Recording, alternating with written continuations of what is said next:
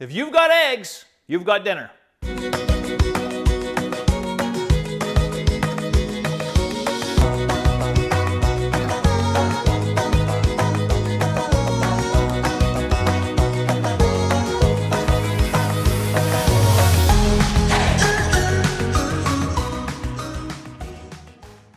Hey, Chef Des coming at you from my kitchen again, corporate chef of BC Egg.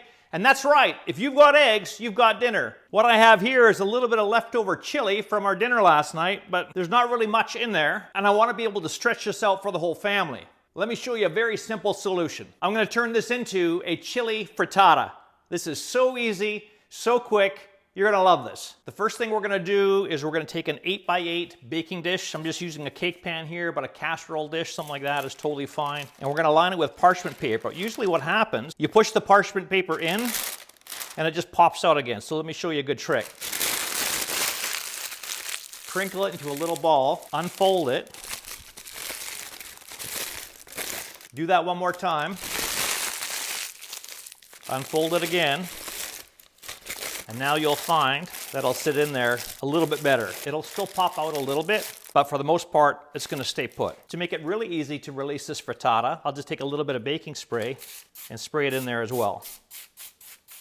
Let's take 6 BC eggs. Always remember, every single large BC egg has 14 key nutrients, all 9 essential amino acids, over 6 grams of the highest quality protein you can get, and 1 large egg, it's only 80 calories. So we're gonna crack 6 large eggs into a big bowl.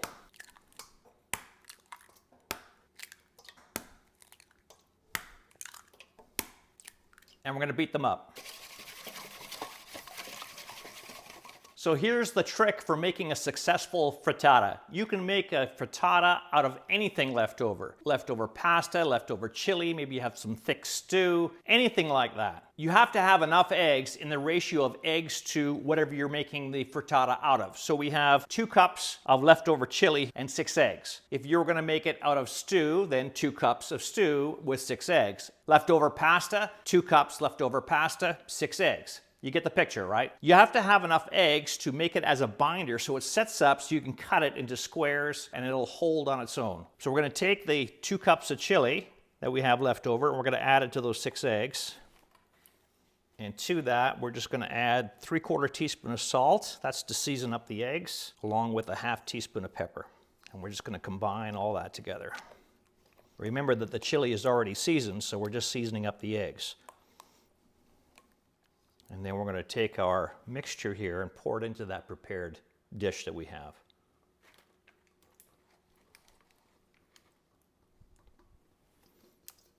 At this point here, you can trim away some of the excess parchment paper.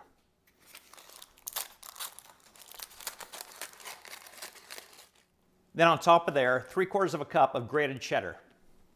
And you can see how jiggly it is, right? This is all going to set up really nice in the oven. If you want, you can add a little bit more salt and pepper on the top. And because this is so small, I'm just going to use my toaster oven, 350 degrees for about 30 to 40 minutes. What you're looking for is that to be completely set, not jiggly anymore, and if you wanted to take the internal temperature, you're looking for a minimum of 160 degrees Fahrenheit or 71 degrees Celsius. 71, and it's done. There's our timer. Let's take this out. Oh, it smells so good. Look at this. Look at how beautiful that is. Now, as it cools down, it's going to sink in a little bit. Totally fine. Happens every single time. But you just want to let this sit for about 5 minutes, and then we're going to unmold it, cut it. I'll show you what it's like. We're just going to grab that parchment paper, lift that out. Now you can cut this into 4 large pieces or 6 smaller ones. Serve it with a side salad and you have dinner. It's just amazing. Lift one of those squares out. Look at that. And how I like to finish it, a little bit of sour cream, just a dollop on top. Now comes the best part, tasting this.